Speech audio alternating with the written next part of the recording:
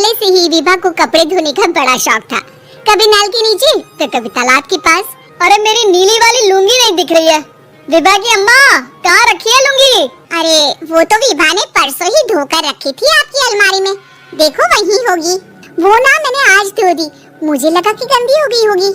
अरे कैसे गंदी हो गई थी, उसे तो मैंने पहना भी नहीं। हे भगवान, इस लड़की के कपड़े धोने की आदत से परेशान हो गया हूँ मैं। जितना तो घर में राशन नहीं आता, उससे कहीं ज्यादा डिटर्जेंट पाउडर का खर्चा है। इसकी शादी करवा दो, शादी जाए अपने घर में ही करे काम, फिर चाहे घर के कपड़े धोने हो या पूरे गांव के। हाँ ठीक बोल रही हूँ, देखता हूँ मैं कोई लड़का। वो दिन भी आ जाता है जब विभा को देखने लड़के वाले आ जाते हैं। लड़की मुझे अच्छी लगी। होने वाली सास कहती है, बेटी अगर कुछ पूछना है तो पूछ लो। वैसे तो हमारी लड़की बहुत ही शर्मीली है, जो बोल दो वो मान लेती है, इसे क्या पूछना होगा। अरे कैसी बात कर रही हो माँ, मुझे इन लोगों के घर रहना है, सवाल तो कई है। हाँ हाँ बेटा, पूछ लो ना, क्या पूछना है। आप लोगों के घर कपड़े कौन धोता है? सास का मुंह बन जाता है।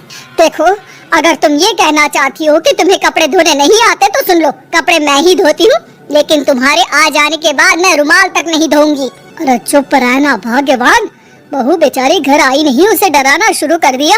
वो क्या है ना बिटिया, अभी तक तो ये कल्लू की माँ ही धोती थी, लेकिन अब तुम्हारे पापा तो दहेज में वॉशिंग मशीन देंगे ही।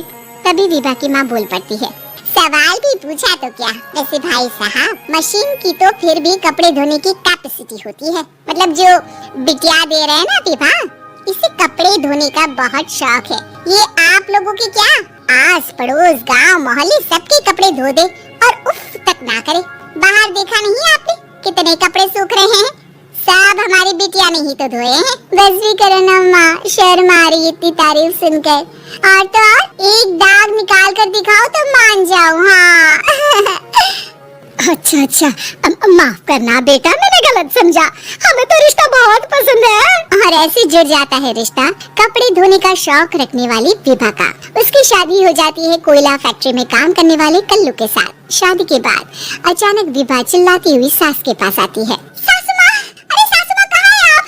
ये तो धोखा है, धोखा दिया आप लोगों ने मुझे। इसे ससुर के चक्कर के बारे में पता चल गया। अरे तो उसमें तुझे क्यों धोखा मिला है? अरे नल में पानी नहीं आता, कपड़े कैसे कब धुलेंगे? अच्छा अच्छा, तू पानी नहीं आ रहा उसकी बात कर रही है। तो आपने क्या सोचा? कुछ नहीं। अच्छा, तेरी माँ ने कहा था कि कपड़े धोने का शौक है, तुझे याद आया मुझे।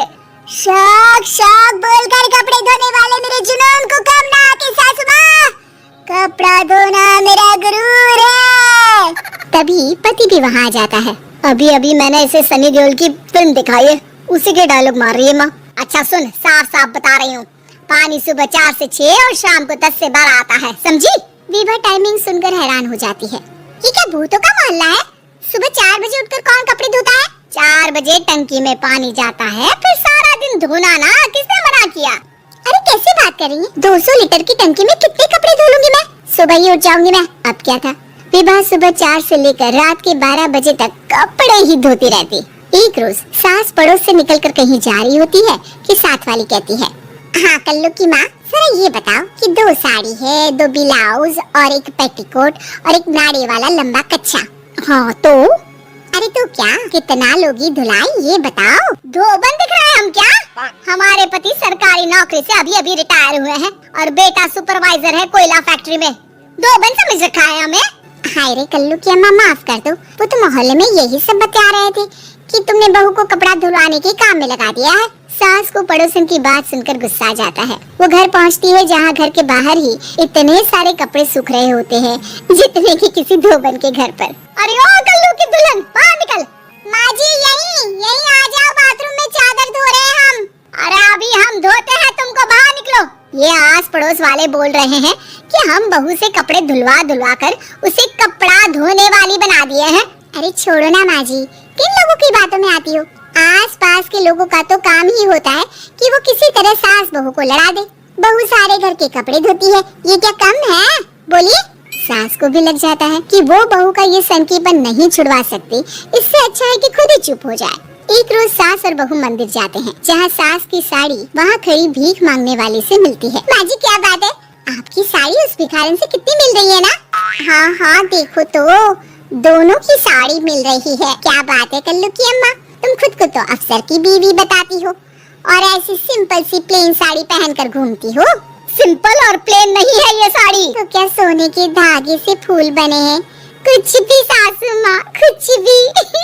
हाँ, बने थे इस साड़ी में सोने के धागे से फूल। मेरे पति लेकर आए थे मद्रास से स्पेशली मेरे लिए 10,000 की। ताहे भाई साहब इस भिखारन के लिए भी सेम टू सेम साड़ी लेकर आए होंगे 10,000 की। सास उस वक्त तो कुछ नहीं कहती, लेकिन बहू के साथ घर आती है और अलमारी से एल्बम निकाल कर लाती है। ये साड़ी देख रही है, ये वही साड़ी है जिसे मैंने अभी पहना था। इस साड़ी में ये जो चमकदार फूल दिख रहे हैं ना, ये सोने के धागों से काटे गए हैं। लेकिन तू लोकल वॉशिंग मशीन ब्रश से घिस घिस कर सारे फूलों को निकाल कर साड़ी प्लेन कर दी।